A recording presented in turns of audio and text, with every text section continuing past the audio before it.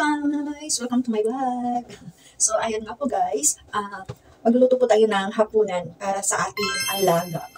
Actually po, yung trabaho ko po dito ay isang household workers. Nandito po ako sa bansang Hong Kong. Isa po akong OFW. Ang trabaho ko po dito ay nasa loob ng bahay. Yes! Tagahatid ng bata, tagapalengke, tagalinis, tagaluto. All around po. But, I'm so proud of this job. At hindi natin yan ikakahiya. Diba po? So, this video guys, i-share ko sa inyo ang aking lolo for tonight. So, let's see guys, at panoorin nyo ang videong ito.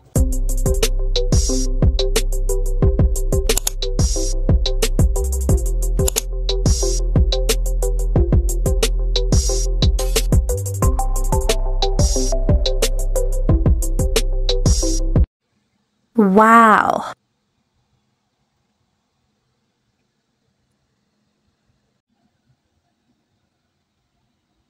Wow. So, ito po yung lulutuin natin guys. Meron po akong hinanda na pasta. Giniling na karne. Humiwanap din po ako ng sibuyas, bawang. Tapos yung sauce po natin para sa ating carbonara. At ham. So, yan po yung hinanda ko para sa ating hapunan. So, ito po siya guys. At meron din pong gulay. Hindi po pwede na walang gulay ang mga bata. So, ayan po siya guys. So, ang gagawin po natin ngayon, ito po ay ating ipapakuluan. Kung half cook lang po siya. So, ganyan. Tapos may tubig po dito. Nagpapakulo po ako ng tubig para dun sa gulay na ating i-half cook. Para po dito.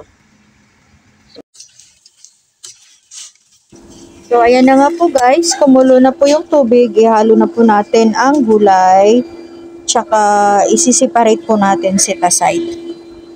Pagkatapos po, magpainit po ng mantika para ilagay po natin yung bawang at sibuyas. Dapat po, brown lang po talaga siya. So, ganyan lang po siya kadali at kabilis lutuin guys. Yan, halo-halo lang po. Tapos, ilalagay na po natin yung giniling na karne at saka yung ham. Hindi mawawala po yan. Pwede na po natin ihalo ang ating pasta sauce. So, ayan po siya guys. Brown na po siya. Pwede na po natin ihalo yung ating pasta sauce. So, 3 can lang po yung ginamit ko talaga. Para sakto lang din po siya sa 500 grams na pasta. So, ganyan lang po. Halo-halo lang po din natin. At hintayin po natin na medyo lumapot po siya guys.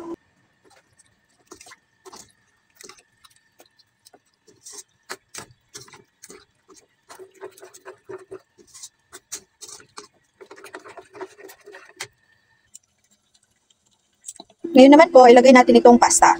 So, ilagay lang po natin ang ating pasta at saka halu-haluin lang po siya. So, ganyan lang po kabilis at ang sarap po talaga. Magugustuhan po ng mga alaga. Lalo-lalo na sa mga anak niyo po. Serve na po ang ating pasta para sa mga bata po. So, yummy and healthy. So, yan na po guys. Ngayon naman po, yung gulay naman po. Magkikisa po tayo ng bawang. Tapos, nilagyan ko po ng konting oyster sauce at light sauce.